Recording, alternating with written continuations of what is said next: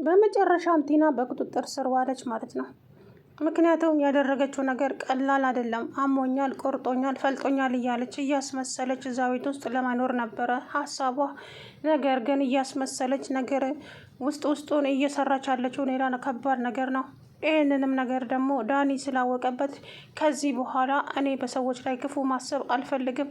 ስለዚህ ይህን ሰውዬማ የሆነ ነገር አድርገዋለች። እናም የሆነ ነገር አድርጌ ለካሌብ መናገር አለብኝ አለ። በእርግጥ እኔም ጥሩ ሰው አይደለውም፣ ጥሩ ሰው አልሰራውም፣ ግን ደግሞ የእሷን ያክል ክፉ ሰው አይደለውም። አሁን ፖሊስ ይዤ መጥቼ እችን ልጅ በቁጥጥር ስር ማዋል አለብኝ።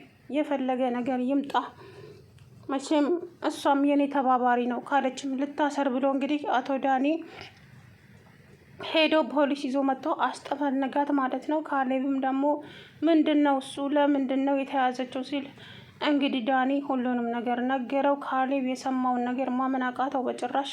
ቲና እንዴት እንደዚህ ታደርጋለች?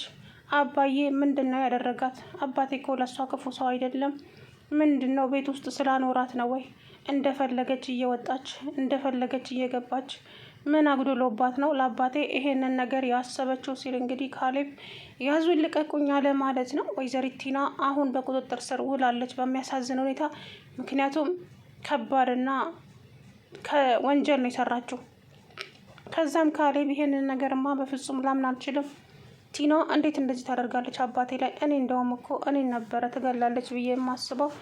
አባቴን እቤት ውስጥ ባኖረሽ እንዴት እንደዚህ ታደርጊያለሽ? ተው አሁን አንተ ዛቻህም ምንም አይሰራም። እሱ አሁን ሕግ ስር ነው ያለችው። ስለዚህ ሕግ ይዳኛታል አሉ ፖሊሶቹ። እንግዲህ አንጠልጥለው ይዘዋት ሄዱ።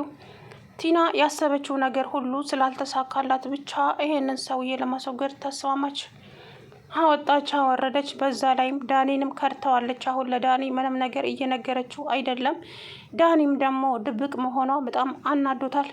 አንቺ ከመቼ ወዲህ ነው ድብቅ የሆንሽው? ቆይ በፊት እኮ ሁሉንም ነገር ለእኔ ትነግሪኝ ነበረ። ምንድን ነው የተፈጠረው? ቲና አልናገርም፣ በፍጹም አልናገርም። ዝም ብለህ የምታግዘኝ ከሆነ አግዘኝ። እንደውም ተው፣ ያንተን እገዛ አልፈልግም። ብቻዬን ነው የጀመርኩት፣ ብቻዬን እጨርሰዋለሁ። ምንም ነገር አልነግርህም ዳኒ፣ አትልፋ አለችው። እሱም በጣም ተናደደና እንዴት ነው ለእኔ ማትነግሪኝ? በፊት እኮ እኔን ሳታማክሪ ምንም ነገር አታደርጊም ነበር። አሁን ምን ተገኘ ሲላት እሱማ ድሮ ቀረ። አሁን ግን እኔ ቲና ሌላኛዋ ቲና ነኝ። እሺ የድሮዋ ቲና አይደለውም። በጣም አዝናለሁ ካሌብ ዳኒ አለችው። እሱም በጣም ተናደደና እመኘኝ እሰራልሻለሁ ብሎ ጥሏት ወጣ። እሷም እንግዲህ የገዛቸው ሰውዬ አባባ የሚወጡበትን ሰዓት አስጠብቃ በዛ ሰዓት እንግዲህ ጉድ አደረገቻቸው ማለት ነው። እሷ ግን ተንደላቃ በንብረቱ በራሱ ቤት ውስጥ ተንደላቃ አልጋ ላይ ቁጭ ብላለች። ካሌብና ትሁት ግን እየተጨነቁ ይገኛሉ። ከዛም ከትንሽ ሰዓታት በኋላ በር ተንኳኳና መጣ ፖሊስ። ከዛም ፖሊስ ሲመጣ ምንድን ነው የተፈጠረ ችግር አለ እንዴ ሲል ካሌብ አዎ ተጠቁመን ነው የመጣ ነው እዚህ ቤት። ለምን? ማን የጠቆማችሁ? ዳኒ? አዎ እኔ ነኝ የጠቀምኳቸው። ምክንያት ቲና በሕግ ቁጥጥር ስር መዋል ስላለባት። ምን አድርጋ ነው? ከዛም ዳኒ ሁሉንም ነገር ለፖሊሶቹ ነገራቸው ማለት ነው። ካሌብ ይሄንን ማመን አቃታት። ይሄንን ነበረ ስፈራ የኖርኩት እኮ፣ ግን እናንተ አልሰማ ብላችሁኝ ይኸው አባባን አሳጣችሁን እያለች እንግዲህ ትሁትዬ ስቅስቅ ብላ አለቀሰች ማለት ነው።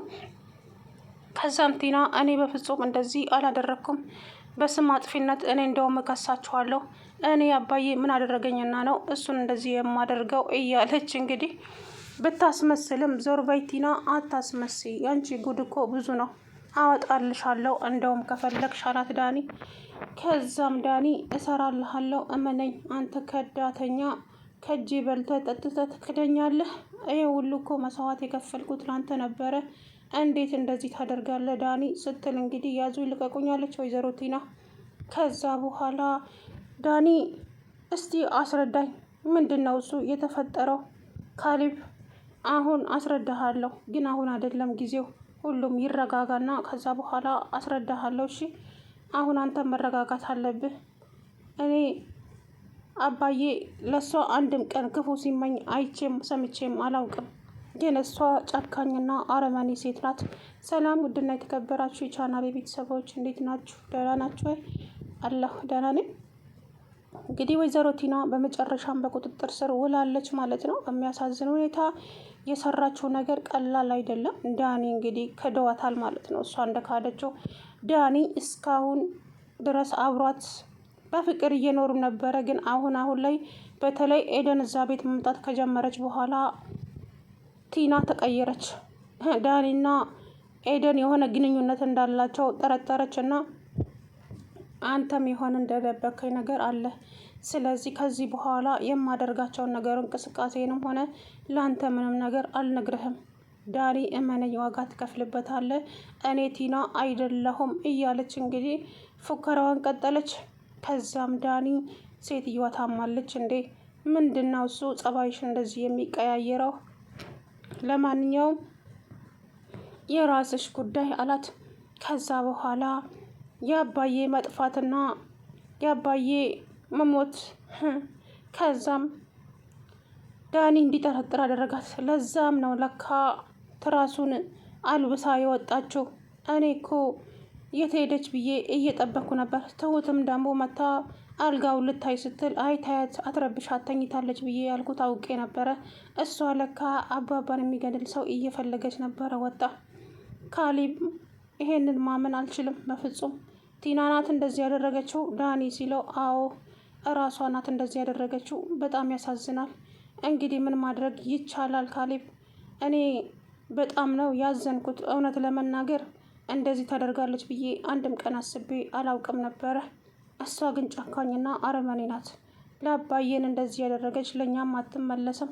እኛ ራሳችን መጠንቀቅ አለብን ከዚህ በኋላ። ቲና ማለት በጣም ጨካኝና አረመኔ ሴት ናት። ከዚህ በኋላ እሷን የማምንበት ምንም አይነት ልብ የለኝም። ሁላችንም መጠንቀቅ አለብን። ትሁትም ብትሆኚ አሁንማ ሕግ ስር ገብታለች እኮ የት አባቷ ታገኘናለች? ግን እኔ ያሳዘነኝ አባዬን እንደዚህ ማድረጓ ነው። አባዬ ለእሷ እኮ ክፉ ሰው አልነበረም በፍጹም። እንዴት እንደዚህ ታደርጋለች? ወይኔ እያሉ እንግዲህ እየተላቀሱ ይገኛሉ። እሷም ያሰበችውን ነገር ከማድረግ ወደ ኋላ አላለችም። ይህ ሰውዬማ እሰራለታለሁ እንዳለች ያሰበችውን ነገር ሁሉ አሳካች ማለት ነው። በሚያሳዝን ሁኔታ እውነት ለመናገር አባባ በጣም ነው የሚያሳዝኑት። በገዛ ቤታቸው አንድም ቀን ነፃነት ሳያገኙ ግን እንደዚህ ማድረጓ በጣም አሳፋሪ ሴት ናት። ምንም ማድረግ አልተቻለም ማለት ነው። ትሁትዬም ደግሞ የፈራሁት ነገር ይሄንን ነበረ እኮ። እናንተ ግን ልትሰሙኝ አልቻላችሁም። እቺ ሴትዮ ተዉ የሆነ ነገር ታመጣብናለች፣ ተዉ ስላችሁ አልሰማላችሁኝ።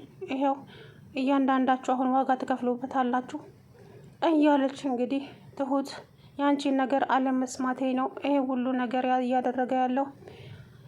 ያንቺን ነገር ብሰማ ኖሮ መቼ ይሄ ሁሉ ነገር ይፈጠራል እያለ እንግዲህ ካሌብ ራሱ በጣም አዝኗል ማለት ነው። ነገር ግን እሷ ምንም ሳይመስላት ወደ ፖሊስ ጣቢያ በቁጥጥር ስር አውለው ይዘዋት ሄደዋል። እንግዲህ ወይዘሮ ቲና አሁን ፖሊስ ጣቢያ ነው ያለችው። ምን ዋጋ አለው? የሞተና የታሰረ ሰው አንድ አይደለም። የታሰረ ሰው እስራቱን ጨርሶ ይወጣል። ግን ለሞተው ይብላኝ እንጂ። እንግዲህ ቲና አሁን በቁጥጥር ስር ውላለች ማለት ነው። ዳኒ ጀግንነቱ አውርቶኛል። እውነት ለመናገር ሰራላት፣ አይቆጭም። ምክንያቱም እሰራላታለሁ እኔማ ዳኒ አይደለሁም እንዳለ ይኸው ሰራላት። ካዳት በመጨረሻም ማለት ነው በሚያሳዝን ሁኔታ። ምክንያቱም እየነገረችው አይደለም። አሁን ላይ ብቻዋን ነው የምትንቀሳቀሰው። እያንዳንዱን ነገር ብቻዋን ነው የምታንቀሳቀሰው። ያ ነገር ደግሞ በጣም አናዶታል እሱ ማለት ነው። እንዴት ለእኔ ምንም ነገር እኮ እየነገረችኝ አይደለም። ምን አባቷ ፈልጋ ነው እቺ ሰው? ቆይ ለምንድን ነው የማትነግረኝ? እያለ በጣም ተናዶ ነበረ። ቆይ ቲና የደበቅሽኝን በሙሉ ደርስበታለሁ በቅርቡ አታስቢ እያለ ዳኒ